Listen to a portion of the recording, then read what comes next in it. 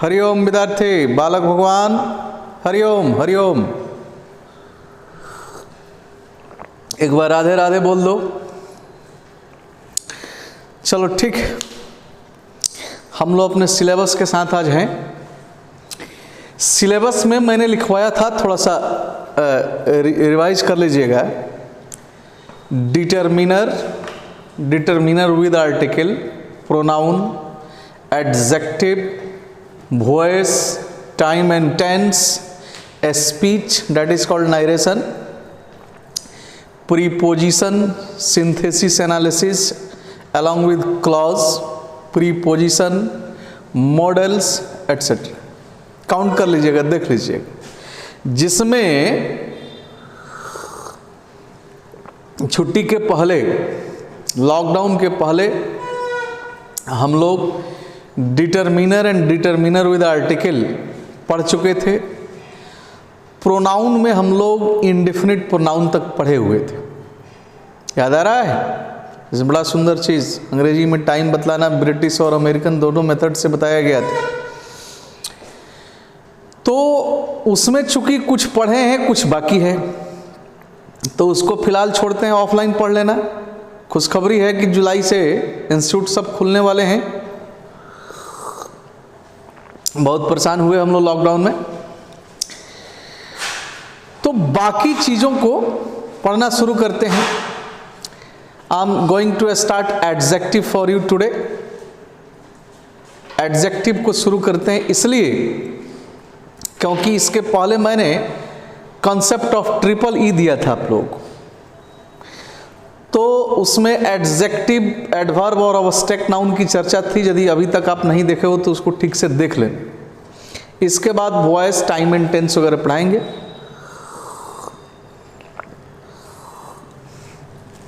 In fact मैं चाहता हूं कि वॉइस हो, टाइम एंड टेंस हो, स्पीच हो, ये या तो ऑफलाइन पढ़ो, क्योंकि ये टैलेंट सर्च के बड़ी स्पेशल चैप्टर है। प्रीपोजिशन भी है, आप लोग सुने होंगे पुराने विद्यार्थियों से। थोड़ा सा इसको हटा दीजिए जी। या इसको लाइव आकर हम पढ़ा दें तो बेहतर होगा, क्योंकि लाइव आएंगे तो थोड़ा कमेंट वगैरह में आप लोग बताते रहिएगा कि कहाँ दिक्कत हो रहा है, तो उसको एक्सप्लेन करते जाएंगे। बड़ी इंपॉर्टेंट चैप्टर्स हैं, इंपॉर्टेंट तो सारे हैं। तो 700 प्लस सब्सक्राइबर लगभग हो चुके हैं, 300 और हो जाते हैं तो लाइव भी आने देंगे, थोड़ा सा वेट कर लेते हैं। लेकिन जो भी पढ़ोगे अच्छे पढ़ोगे, हम अपना बेहतर आपको देने का प्रयास करेंगे, हमेशा करते हैं।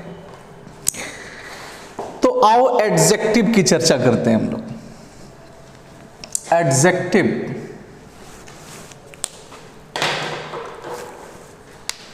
एडजेक्टिव माय डियर, इसकी चर्चा काफी हो चुकी है। विशेषण means the word which modifies a noun और प्रोनाउन इज कॉल्ड एडजेक्टिव, यानी वह शब्द जो नाउन या प्रोनाउन को मॉडिफाई किया, क्वालिफाई करता है, विशेषता बतलाता है, वह विशेषण होता है। यह बात आप जानते हो। मॉडिफाइज, इट जनरली मॉडिफाइज या क्वालिफाइज किसको? ए नाउन और प्रोनाउन। नाउन या प्रोनाउन को मॉडिफाई करता है या क्वालिफाई करता है, जो कहो।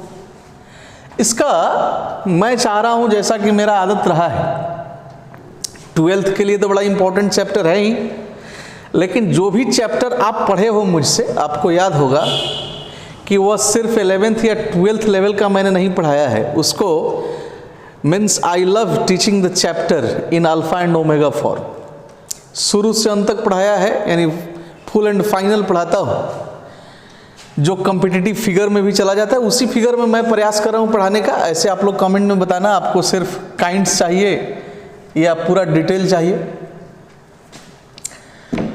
तो अब जैसे देखो, मान लो मैंने कहा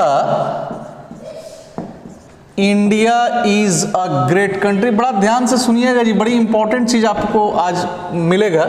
इंट्रोडक्शन है फिर भी। India is a great country, Bharat एक महान देश। तो कैसा देश है भाई? महान देश है। तो यह ग्रेट क्या कर रहा है? इस नाउन को क्वालिफाई कर रहा है, विशेषता इसकी बतला रहा है, इसलिए यह क्या हो गया? एडजेक्टिव हो गया। अच्छा, कुछ और देखते हैं। जैसे मान लो मैंने कहा कि ही इज या सी इज ऑनेस्ट, वह ईमानदार है। तो यहाँ ऑनेस्ट सी प्रोनाउन है, इसको क्वालिफाई कर रहा है। बाद में कुछ और भी डिटेल पता चलेगा आपको, तो इसलिए यह भी क्या है? एडजेक्टिव है। थोड़ा सुनिएगा, शुरू में अभी घबराइए नहीं, थोड़ा आगे बढ़िए, तब आनंद आएगा। अच्छा, अब मैंने कहा, खूब प्रेम से देखिएगा, Radha was a beautiful girl। Radha एक सुंदर लड़की थी। तो गर्ल क्या हुआ? नाउन। अब ब्यूटीफुल इसकी विशेषता बतलाया, दैट्स वाई यह क्या हो गया? एडजेक्टिव। अब एक और सेंटेंस में लिख रहा हूं, ध्यान दो। मैंने लिखा he is a smart and handsome. He is a smart and handsome, आधे घंटे में आ जाना। He is a smart and handsome, यानी वह स्मार्ट और हैंडसम है। तो ही क्या है? प्रोनाउन है। अ स्मार्ट, अ हैंडसम, ये दोनों इसको क्वालिफाई मॉडिफाई कर रहे हैं, दैट्स वाई ये क्या हो गए? एडजेक्टिव हो गए। अब इसमें कहिए कि सर ये कौन सी बड़ी बात है? तो हम लोग जानते ही हैं। इसमें आप क्या समझा रहे हैं, लेकिन थोड़ा समझिए। टैलेंट सर्च के विद्यार्थी हैं आप लोग, you people are the talentians, you need to be tentative. ध्यान दीजिए। अब आओ थोड़ा ध्यान देते हैं। आपको तो कुछ विशेष इसमें लग नहीं रहा होगा, आप तो इसको समझते हो, लेकिन कुछ विशेष है, थोड़ा ध्यान दो। यहां देखो, यहां जो एडजेक्टिव है, ध्यान से, खूब ध्यान से, नाउ बी केयरफुल अबाउट। यहां जो एडजेक्टिव है वह नाउन के साथ है। एडजेक्टिव प्लस नाउन का कॉम्बिनेशन है। यहां जो एडजेक्टिव है इसके साथ यहां कोई नाउन नहीं है, यानी यहां एडजेक्टिव और नाउन का कॉम्बिनेशन नहीं है। यहां एडजेक्टिव है ब्यूटीफुल, नाउन के साथ है, यानी एडजेक्टिव प्लस नाउन का कॉम्बिनेशन है। फिर जब यहां हम आते हैं तो यहां देखते हैं कि स्मार्ट एंड हैंडसम, इसके बाद कोई नाउन नहीं है, यानी यहां इस एडजेक्टिव का कॉम्बिनेशन नाउन के साथ नहीं हो रहा है। तो अब इसमें नया क्या हो गया? नाउन हो भी सकता है एडजेक्टिव के साथ, नाउन नहीं भी हो सकता है, लेकिन है नया कुछ है, इसको समझिए। एडजेक्टिव के दो यूज होते हैं। एडजेक्टिव के बड़ा ही इंपॉर्टेंट क्लास होने वाला है, ध्यान से सुनो बेटा। एडजेक्टिव के दो यूज होते हैं माय डियर। एक होता है एट्रीब्यूटिव,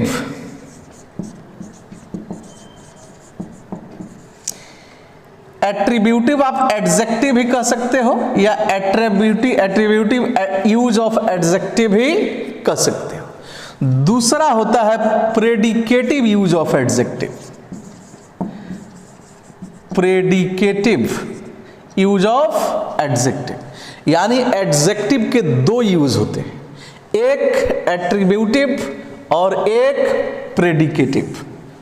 इसके बाद इसका काइंड समझो, कॉम्पिटिटिव नोट समझो तो आनंद ही आनंद है, लेकिन इसको समझना बड़ा जरूरी है। अब एट्रीब्यूटिव यूज क्या है और प्रेडिकेटिव यूज क्या है, we have to understand it. अब यहां देखो, साधारण भाषा में हम लोग समझने के लिए, बात को खत्म करने के लिए सीधा सीधा एक फॉर्मूला बना सकते हैं कि जब एडजेक्टिव प्लस नाउन का कॉम्बिनेशन होता है, तो यह जो कॉम्बिनेशन होता है और यहां जो एडजेक्टिव बैठता है, यह एडजेक्टिव होता है, इसको हम लोग कहते हैं attributive use of adjective. Look here, attributive use of adjective. कब? जब एडजेक्टिव कहां हम प्लेस करेंगे? नाउन के पहले, नाउन के साथ जब किसी एडजेक्टिव को हम रखेंगे तो that use of adjective is generally called attributive use of adjective. Got it? अब देखो, adjective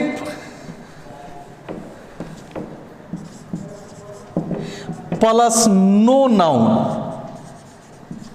adjective plus no noun, यानी एडजेक्टिव के साथ जब नाउन का प्रयोग नहीं होता है, बिना नाउन के जब एडजेक्टिव आ गया, तो इस एडजेक्टिव को हम कहते हैं प्रेडिकेटिव यूज ऑफ एडजेक्टिव। बुद्धि खुला? बोलो, बुद्धि खुल गया होगा? क्या समझे? जब एडजेक्टिव नाउन के साथ रहेगा तब उस एडजेक्टिव को कौन सा यूज कहेंगे? Attributive use of adjective. आज जब एडजेक्टिव नाउन के बिना हो, यानी नाउन उसके साथ, उसके दाएं साइड में नाउन नहीं आया हुआ हो, तब वही एडजेक्टिव क्या कहलाएगा? प्रेडिकेटिव यूज ऑफ एडजेक्टिव कहलाएगा। जैसे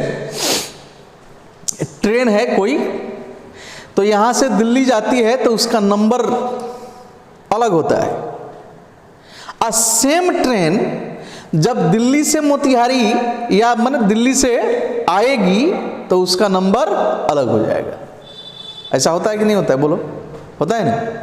तो ट्रेन वही है कि ट्रेन बदल गया? बोलो, ट्रेन वही है, लेकिन चूंकि टिकट कटाने में या और भी कुछ कुछ चीजों में हमें सुविधा हो, मंत्रालय को भी हो, इसलिए उसका अप एंड डाउन कर दिया और नंबर उसका चेंज कर दिया। तो वही चीज है, एडजेक्टिव जो कहते हैं भाई, वो तो क्वालिफाई करने का काम करेगा ना, इसमें नथिंग टू वरी अबाउट। लेकिन जब उस एडजेक्टिव को हम प्लेस करेंगे नाउन के साथ, तो वह क्या कहलाएगा? Attributive use of adjective.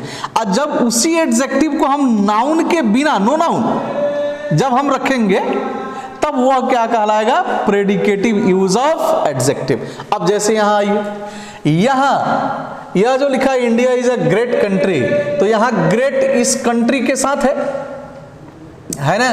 तो यहां पर इसका कौन सा यूज हुआ है? एडजेक्टिव का, यानी एट्रीब्यूटिव यूज ऑफ एडजेक्टिव है। अब यहीं हम ऐसे लिख दें, इंडिया इज ग्रेट, भारत महान है, नाउन हट गया, नाउन हट गया तो यही एडजेक्टिव यहां क्या कहलाएगा? यहां किस यूज में है? तो प्रेडिकेटिव। यहां किस यूज में है? एट्रीब्यूटिव। यहां एट्रीब्यूटिव में क्यों है? क्योंकि नाउन के साथ है। यहां प्रेडिकेटिव यूज में क्यों है? क्योंकि नाउन के साथ नहीं है, नाउन के बिना है। Is that clear? अब यहां आइए, ऑनेस्ट नाउन के बिना है, तो यहां एडजेक्टिव का कौन सा यूज है? प्रेडिकेटिव। यहां ब्यूटीफुल नाउन के साथ है, एडजेक्टिव का कौन सा यूज है? एट्रीब्यूटिव। यहां स्मार्ट और हैंडसम नाउन के बिना है, तो यहां पर यह कौन सी यूज में आएंगे? कहलाएंगे प्रेडिकेटिव यूज ऑफ एडजेक्टिव हुआ है। अब एक चीज ध्यान में रखिएगा, आई थिंक गॉट इट, आप समझ गए होंगे। अब एक चीज देखो, अब थोड़ा ध्यान से,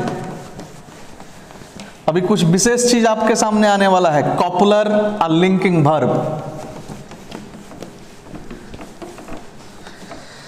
अब देखो एक चीज ध्यान में रखिएगा,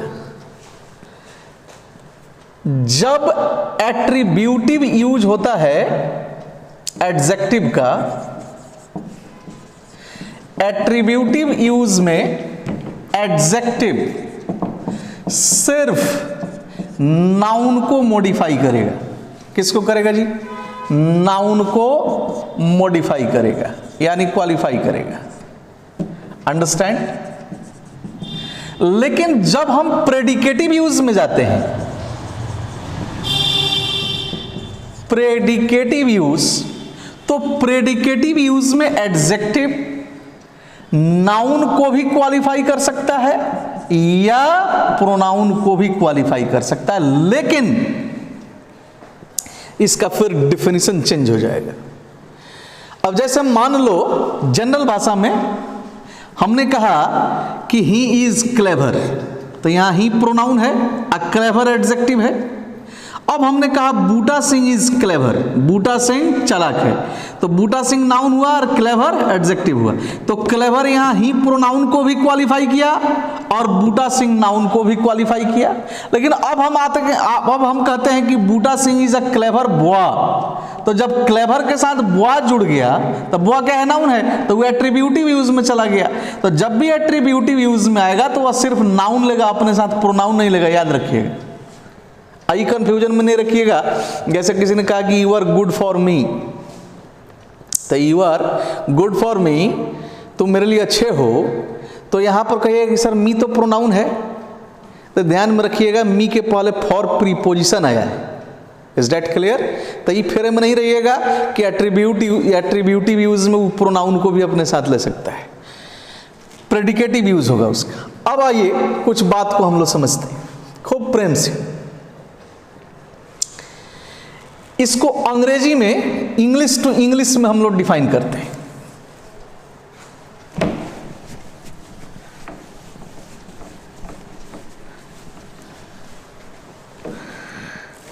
एट्रीब्यूटिव यूज को पहले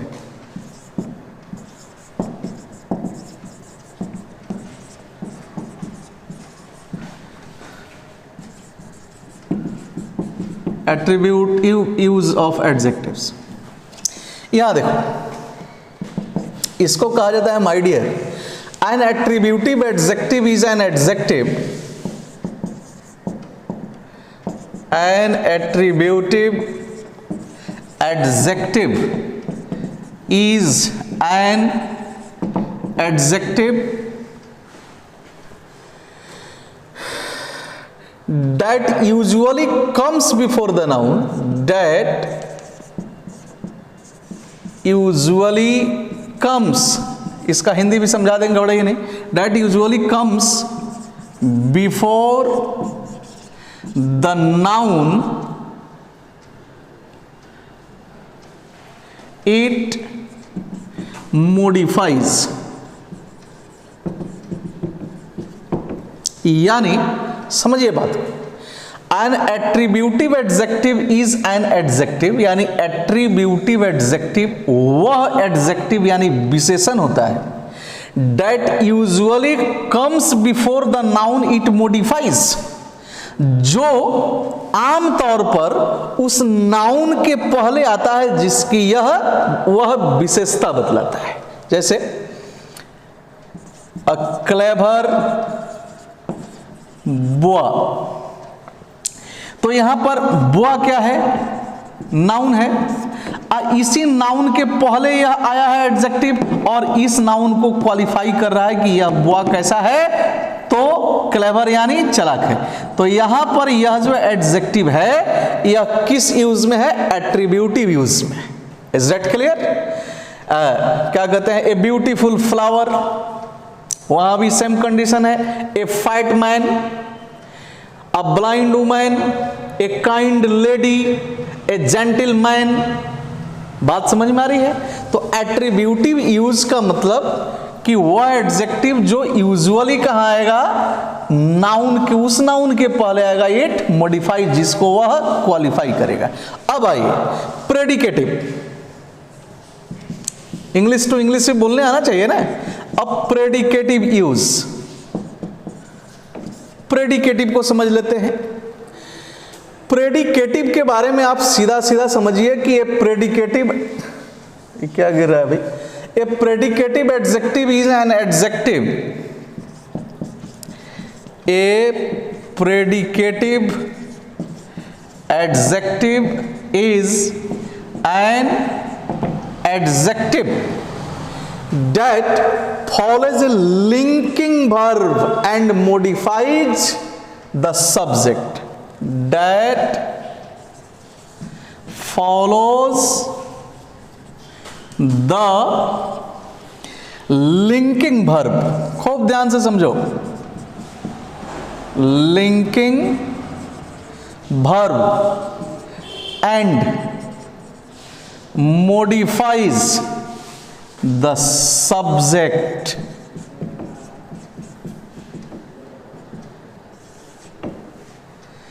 अब देखो हिंदी समझो इसका। A predicative adjective is an adjective, यानी प्रेडिकेटिव विशेषण वह विशेषण होता है that follows the linking verb, जो लिंकिंग वर्ब का अनुकरण करता है, एंड मॉडिफाइज द सब्जेक्ट, तथा सब्जेक्ट की विशेषता को बतलाता है। किसको मॉडिफाई करता है? सब्जेक्ट को। तो याद रखिएगा, यानी एडजेक्टिव जब प्रेडिकेटिव यूज में आएगा तो वह सब्जेक्ट को मॉडिफाई करेगा, और जब एट्रीब्यूटिव यूज में आएगा तो नाउन को मॉडिफाई करेगा। अब जैसे यहां एग्जांपल हम देते हैं, देखते हैं। जैसे मान लो मैंने कहा we are happy, we are happy now, हम लोग अभी खुश हैं। तो अब देखो यहां पर वी सब्जेक्ट है इस वाक्य का,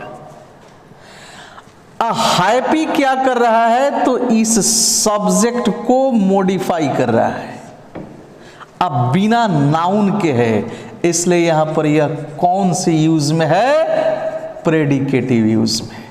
और आर हो गया यहां पर लिंकिंग वर्ब, या इसको हम लोग कॉपुलर वर्ब भी कहते हैं। लिंकिंग वर्ब कहो या कॉपुलर वर्ब कहो। लेकिन अब रुक जाओ, थोड़ा सा समझाता हूं, फिर आगे मैं डिटेल करूंगा जी। आपको कहीं कोई चिंता की बात नहीं, कहीं फंसने नहीं दिया जाएगा, नथिंग टू वरी अबाउट, चिंता नहीं करिए। तो यहां तो एक चीज समझ गए कि यहां हैप्पी किसको क्वालिफाई किया है? सब्जेक्ट को क्वालिफाई किया है। अच्छा, अब मान लीजिए इसको हमने ऐसे लिख दिया, इसी सेंटेंस को, कि he is a clever boy. तो यहां पर वह एक चालाक लड़का है। यहां हम सीधा समझ रहे हैं कि क्लेवर किसको मॉडिफाई कर रहा है? बुआ को मॉडिफाई कर रहा है। तो इसलिए यहां पर क्लेवर एट्रीब्यूटिव यूज में है और यहां पर हैप्पी प्रेडिकेटिव यूज में है। इसी को यदि मैं लिख देता कि बूटा सिंह इज क्लेवर, तब क्लेवर किसको? बूटा सिंह इज क्लेवर, इज क्रिया है, लिंकिंग वर्ब है। अब कैसे लिंकिंग वर्ब हम समझाते हैं। तो इज क्रिया है और क्रिया के पहले जो आता है वो that is called nominative case और सब्जेक्टिव केस। क्रिया के पहले जो आता है उसको कर्ता कारक, यानी शॉर्टकट में आप उसको सब्जेक्ट कहते हैं। तो बूटा सिंह इज क्लेवर या बूटा सिंह इज क्लेवर, तो यहां पर बूटा सिंह इज क्लेवर। अब क्लेवर बूटा सिंह जो इज के पहले हैं, क्रिया के पहले हैं, सब्जेक्ट बने हुए हैं, तो वहां पर क्लेवर किसको मॉडिफाई करेगा? यानी सब्जेक्ट को मॉडिफाई करेगा। Is that clear? तो कोई एडजेक्टिव जब लिंकिंग वर्ब, अब यहां पर आप फंस जाइएगा कि सर लिंकिंग वर्ब क्या है? तो लिंकिंग वर्ब को भी मैं बता दे रहा हूं, समझिए, चूंकि इसको जानना बड़ा जरूरी है। नेक्स्ट सेशन में आपको पता चलेगा कि आखिर एट्रीब्यूटिव और प्रेडिकेटिव यूज ऑफ एडजेक्टिव मैंने बताया क्यों, काफी इंपॉर्टेंट है यह जानना आपके लिए। तो फिलहाल यह समझ लो, इसको कई तरीके से मैंने समझाया जी। एडजेक्टिव प्लस नाउन का जो कॉम्बिनेशन होगा वह एडजेक्टिव एट्रीब्यूटिव यूज में जाएगा। एडजेक्टिव प्लस नो नाउन का जो कॉम्बिनेशन होगा वह प्रेडिकेटिव यूज में जाएगा। यहां डिफिनेशन के जरिए भी समझाया कि एडजेक्टिव को एट्रीब्यूटिव एडजेक्टिव के रूप में हम तब कहेंगे जब नाउन के पहले आएगा जिस नाउन को वह क्वालिफाई करेगा। प्रेडिकेटिव यूज में कब कहेंगे? जब वह लिंकिंग वर्ब के साथ जुड़े हुए सेंटेंस के सब्जेक्ट को मॉडिफाई करेगा। अब यहां पर आपके दिमाग में आ रहा होगा कि सर अचानक से लिंकिंग वर्ब कहां से आ गया? बड़े बड़ा आसान मेथड से समझा दिए थे कि नाउन के साथ जब एडजेक्टिव के साथ जब नाउन है तो वह एट्रीब्यूटिव यूज है, एडजेक्टिव के साथ नाउन नहीं है तो वह एडजेक्टिव का प्रेडिकेटिव यूज है, बात खत्म हो जाता है। इलाकर यहां सर फंसा दिए लिंकिंग वर्ब में। लिंकिंग वर्ब क्या है जानना चाहते हो? चलो अब तैयार हो जाओ। समझो बात को अभी। अब लिंकिंग वर्ब को देखो, बड़ा आनंद आएगा, सीखो इसको, बहुत ही आनंद का क्लास है। चूंकि चैप्टर को पढ़ाते क्रम में जो चीज आएगा उसको समझाना तो पड़ेगा, उसको छोड़कर आगे बढ़ने का मतलब कि विद्यार्थी कंफ्यूज्ड कि अभी लिंकिंग वर्ब क्या है, कपलर वर्ब सर कह रहे हैं क्या है, बिना इसको जाने हम फिर 100% कैसे श्योर हो प्रेडिकेटिव और एट्रीब्यूटिव यूज पर। तब इसको समझ लो। अब देखो, खूब प्रेम से समझना, खूब ध्यान से। आप में से बहुत सारे लोग, चूंकि तो ऑनलाइन प्लेटफॉर्म पर है तो बहुत सारे लोग जुड़े हैं, बहुत लोग जानते होंगे, अच्छे से जानते होंगे, लेकिन मैं उनसे कंसर्न थोड़ा कम हूं, मैं उनसे कंसर्न ज्यादा हूं जो नहीं जानते, और वे लोग ध्यान दें या कम जानते हैं। लिंकिंग वर्ब या इसी लिंकिंग वर्ब को हम लोग कोपुलर वर्ब भी कहते हैं। क्या कहते हैं? या आप उसको लिंकिंग वर्ब कहिए या आप उसको कोपुलर वर्ब कहिए। अब इसको लेट मी डिफाइन इट, खूब प्रेम से समझिएगा, इसको मैं डिफाइन कर रहा हूं। इसके बारे में कहा जाता है कि linking verbs are the verbs, linking verbs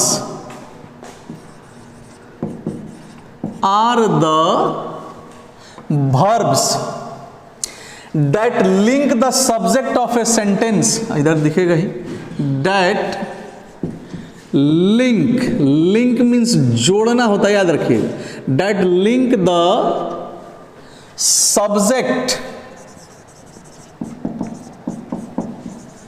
of a sentence.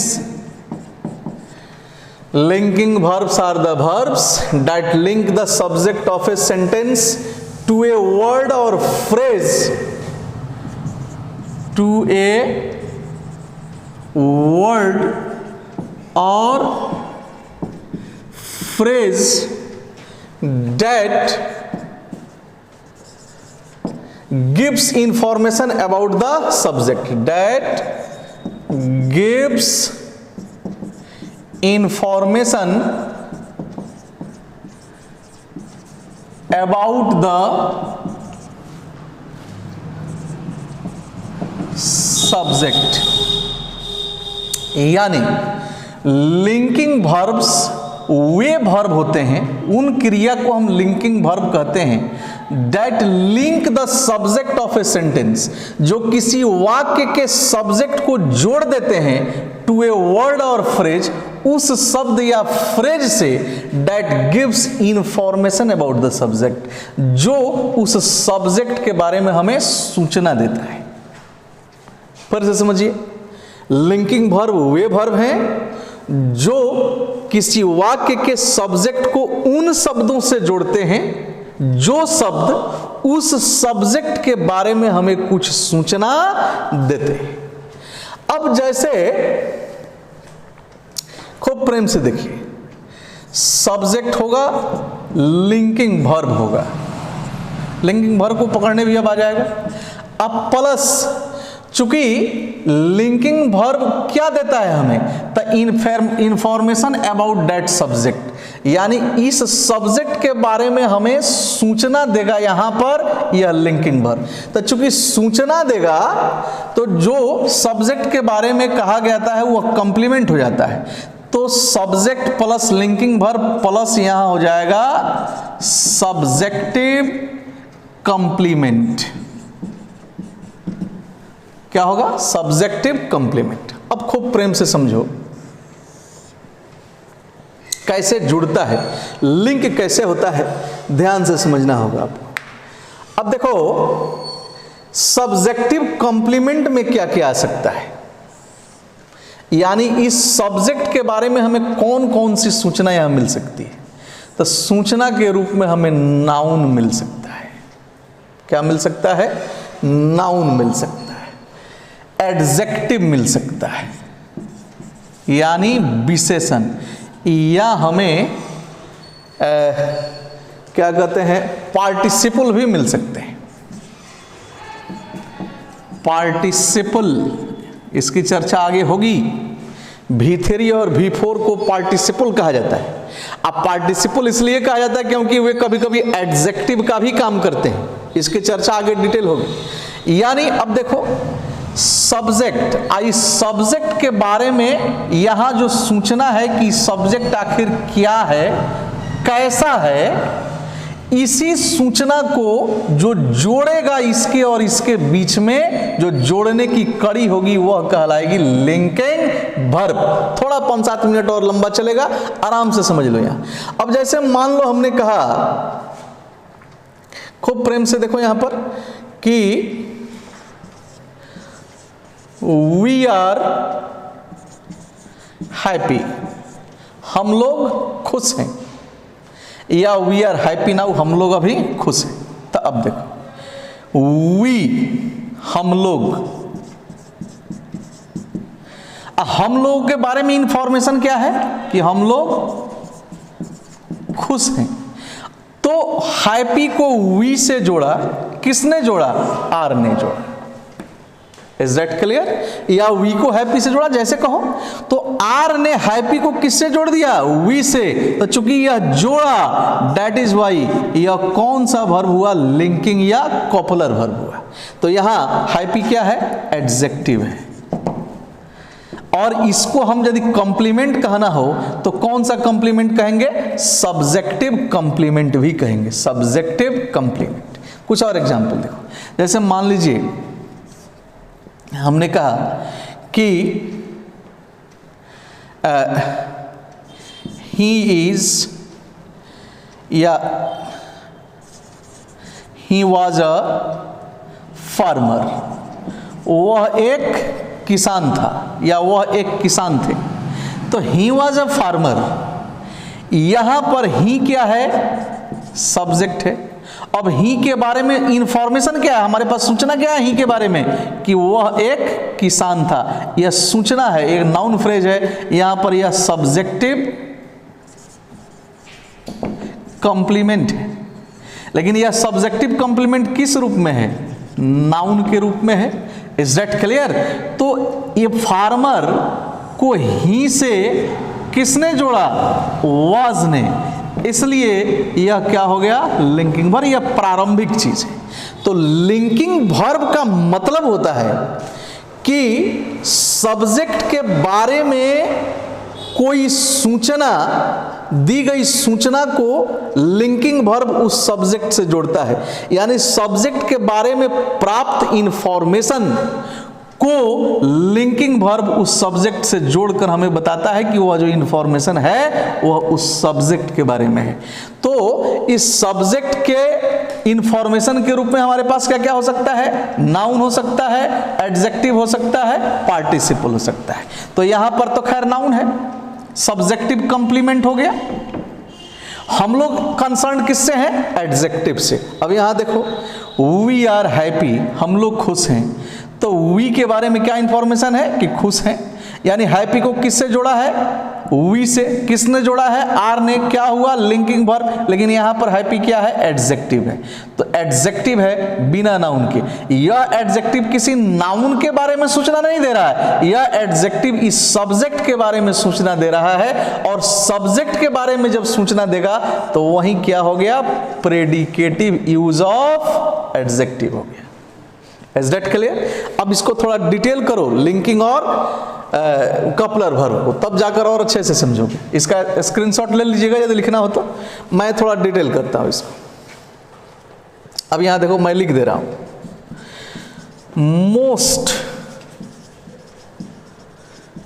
Common linking verbs या कपलर वर्ब्स, जो कहिए most common linking verbs are, जो सबसे अधिक कॉमन लिंकिंग वर्ब्स होते हैं वे हैं। देखिए यहां पर ध्यान से देखिए, इसमें 5 को पहले यह ले लीजिए, या पूरा हम ऐसे डिटेल ही कर देते हैं। Is, are, am, was, were, will be, have been, has been, ठीक है। ये मोस्ट कॉमन में है, कुछ और भी है। मोस्ट कॉमन में जो जो है उस टोटल जान लीजिए। मोस्ट कॉमन में अब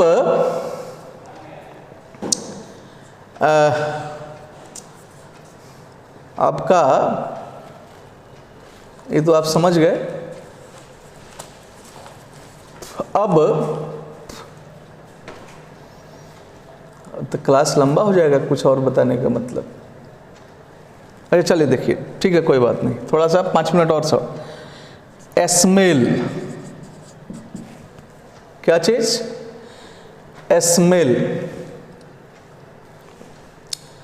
ये अदर्स में जाएंगे जी, ये अदर्स में जाएंगे, तब तो क्लास लंबा हो जाएगा। क्लास तो लंबा हो जाएगा, इतना पढ़ ही नहीं पाएगा लेकिन से क्लास तो। अच्छा रुको,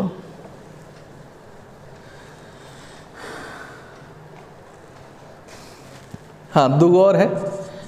बिकम अ सिम, देखते हैं। मोस्ट कॉमन लिंकिंग वर्ब में कौन कौन आगे बोलो? इज, आर, एम, वो याद कर लेना है। Is, are, am, was, were, sorry यहाँ वर होगा। Will be, have been, has been, become, seem. Seem मन लगना या मालूम होना या प्रतीत होना। तो अब जैसे यहां देखो, एक एग्जाम्पल भी दे देते हैं।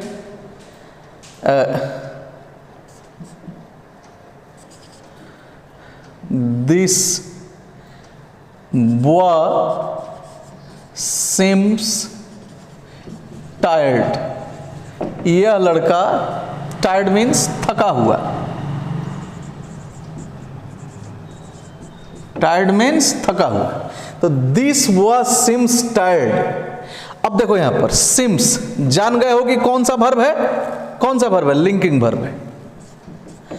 लिंकिंग वर्ब हो गया।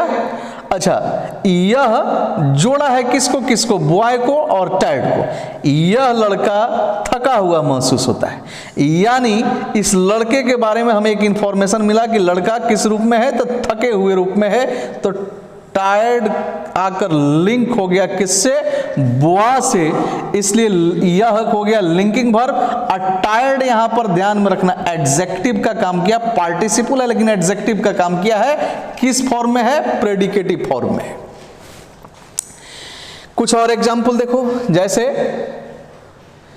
सी वॉज काइंड, सी यानी वह कैसी थी? तो दयालु थी। तो सी एक प्रोनाउन है, इस प्रोनाउन के या एक प्रोनाउन है वो तो ठीक है, लेकिन वाज यहां पर कौन सा वर्ब हो गया बोलो? लिंकिंग वर्ब हो गया। अब वर्ब के पहले यदि कोई आया तो वह क्या बनेगा? सब्जेक्ट। तो सी यहां पर सब्जेक्ट है।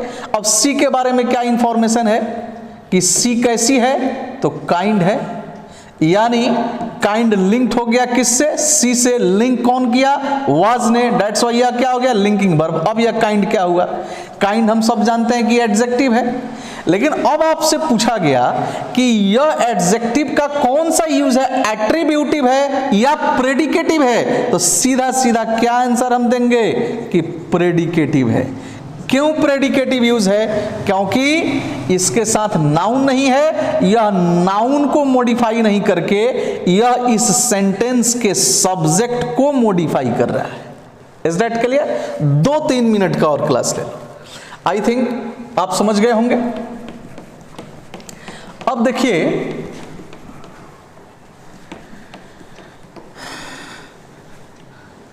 बड़ा सुंदर चीज आपके सामने आने जा रहा है, पढ़ जरूर लीजिएगा जी। आप स्पीड कम करके पढ़ो या ज्यादा करके पढ़ो, ये आपको सोचना है। थोड़ा ध्यान दो यहां पर। कुछ और हैं, सम मोर,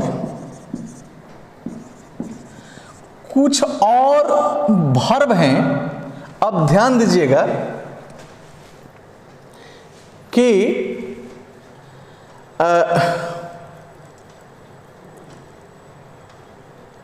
ये तो एक्शन भी होगा। अच्छा, इसको मैं समझा दे रहा हूं, डिटेल समझा दे रहा हूं। अब यहां देखो, स्मेल, सूंघना जानते हो, टेस्ट, टेस्ट माने स्वाद चखना जानते हो, साउंड आवाज करना जानते हो, रीमेन, एस्टे, एपियर, रीमेन माने रहना, एस्टे, एस्टे मीन्स ठहरना, एपियर, एपियर का भी वही अर्थ होता है लगना या मालूम होना या प्रतीत होना। ये कुछ ऐसे वर्ब हैं, मीन्स ये verb smell, taste, sound, remain, stay, appear, इसमें टर्न भी आप ले सकते हैं।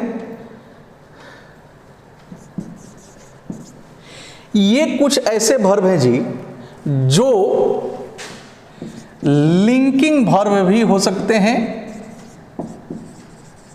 या एक्शन वर्ब भी हो सकते हैं। ग्रो भी ले लो, ये लिंकिंग वर्ब भी हो सकते हैं और एक्शन वर्ब भी हो सकते हैं। अब सवाल ये है, अच्छा मान लीजिए इसके अलावा भी आ गया, कुछ और भी आ गया, हमने लिखा है smell, taste, sound, remain, stay, appear, turn, grow, इसके अलावा भी 2, 4, 5, 10 आ गया, तो फिर आप कैसे समझोगे कि जो आ गया वह लिंकिंग वर्ब है कि एक्शन वर्ब है?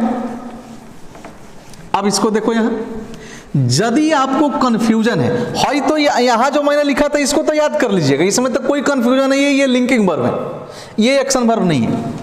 लेकिन इनके अलावे यदि कोई क्रिया आई है सेंटेंस में, वह लिंकिंग है कि एक्शन है, हम नहीं समझ पा रहे हैं, दिक्कत हो रहा है समझने में, तो फिर क्या करें भाई, कैसे समझें? तो अब यहां देखो, मैं एक बड़ी सुंदर बात आपको बता दे रहा हूं, सारा कंफ्यूजन आपका खत्म। यानी कंफ्यूजन यदि आपके मन में है कि हम कैसे समझें कि वह लिंकिंग है कि एक्शन वर्ब है, तो आप क्या करिए कि कंफ्यूजन को खत्म करने के लिए उस क्रिया के साथ, बीबीआई पॉइंट है यह, कंफ्यूजन को खत्म करने के लिए उस क्रिया के साथ टू बी वर्ब, यानी बी फॉर, टू बी में ध्यान में रखिएगा, टू बी में 5 गो आता है, इज, आर, एम, वाज, वर, तो टू बी का प्रयोग कर लें। यदि उसका सेंस निकला, सेंस माने अर्थ निकला, तो वह लिंकिंग वर्ब है, नहीं निकला तो एक्शन वर्ब है। एक्शन माने करना, तो कौन वर्ब होगा? Action verb. कोई भी क्रिया हो, हमें पता करना है कि वह लिंकिंग है कि एक्शन है। सीधा सीधा क्या करें, उस क्रिया के साथ टू बी यानी ईजार एम वाज वेयर का प्रयोग करके देख लें, मैंने उस क्रिया को ईजार एम वाज वेयर से रिप्लेस करके देख लें। यदि सेंस निकल गया तो वह लिंकिंग है, और सेंस नहीं निकला तब वह एक्शन है। अब जैसे एग्जाम्पल के जरिए समझिए, खूब प्रेम से समझिए। मान लीजिए मैंने कहा कि सी ग्रीव, ग्रो माने होना भी होता है, हो जाना भी होता है, उपजाना भी होता है। तो सी ग्रीव, मान लीजिए वीक कर देते हैं, सी ग्रीव वीक, सी ग्रीव वीक।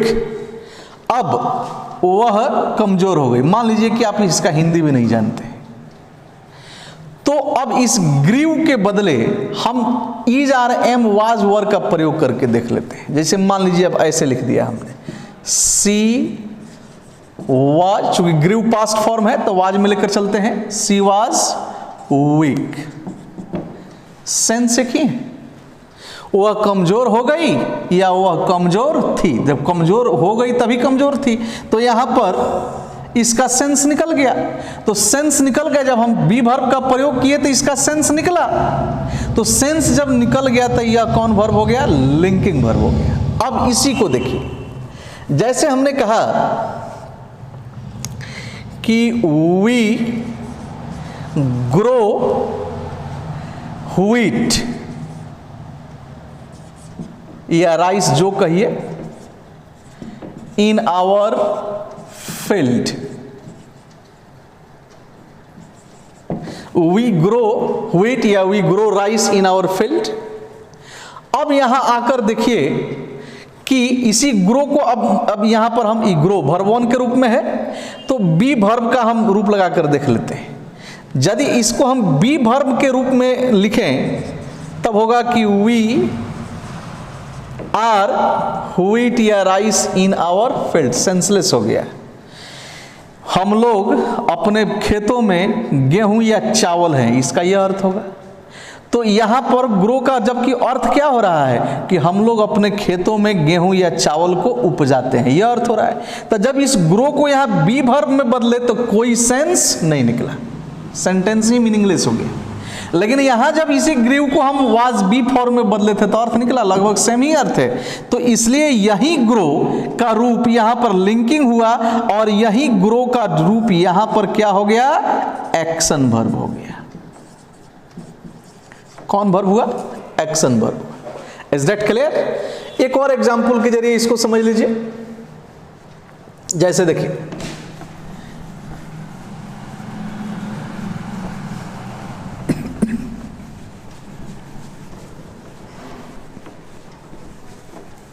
मान लो मैं लिख रहा हूं, खूब प्रेम से समझना, कि बिफोर क्रॉसिंग, मैं मान लो कि मेरा बेटा है, मेरी बेटी है या मेरे स्टूडेंट्स हैं, उनको मैं समझा रहा हूं कि सड़क कैसे पार करना है। उनको मैं क्या समझा रहा हूं? सड़क कैसे पार करना है। और मैं कैसे पार करता हूं यह एग्जाम्पल देकर उनको समझा रहा हूं। तो मैंने लिखा कि बिफोर क्रॉसिंग द रोड, यानी सड़क को पार करने के पहले I look left and right.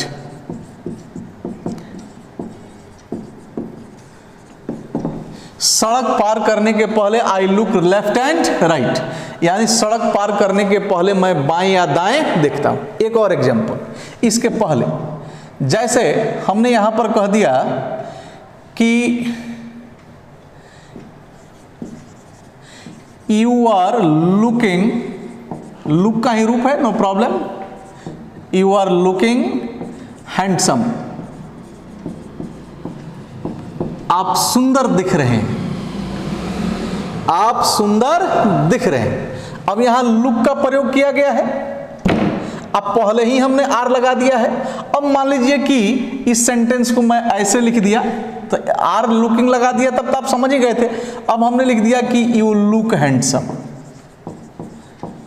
यानी तुम सुंदर दिखते हो। अब क्या करते हैं, यहां भी लुक है देखो और यहां भी लुक है, दोनों जगह हम बी का प्रयोग करके देख लेते हैं कि कहां लिंकिंग का काम कर रहा है और कहां एक्शन वर्ब का काम कर रहा है। यू लुक हैंडसम, अब इसको जरा सा, ये वर्ब 1 है तो इजारेम में हम बदल के देख लेते हैं। बी का मतलब हमने समझाया इजारेम वाज वर, अब हम ऐसे लिख देते हैं कि यू आर हैंडसम, आप सुंदर।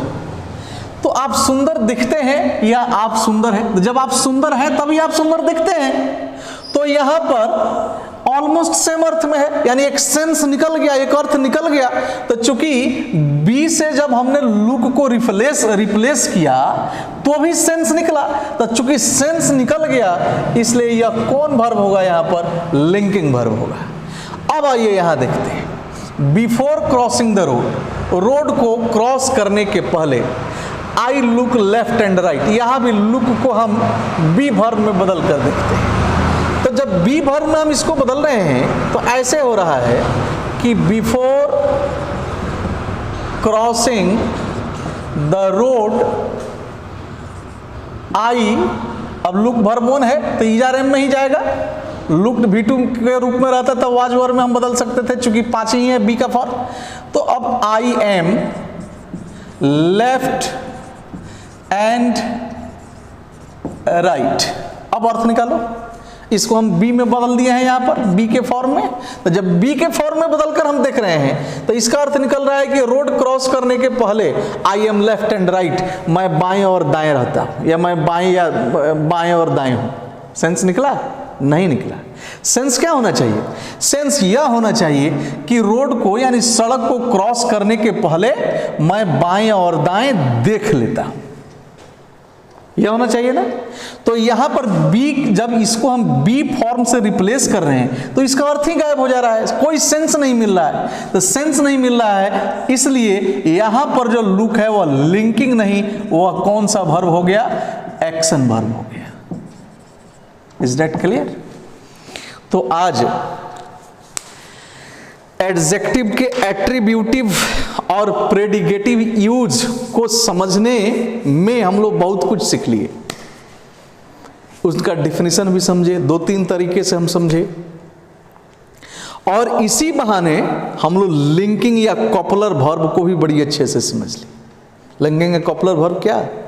जो सब्जेक्ट के बारे में दिए गए इंफॉर्मेशन को उस सब्जेक्ट से जोड़कर हमें बताए, वह लिंकिंग वर्ब। लिंक का मतलब ही होता है जोड़ना, और उसको डिटेल भी मैंने कर दिया।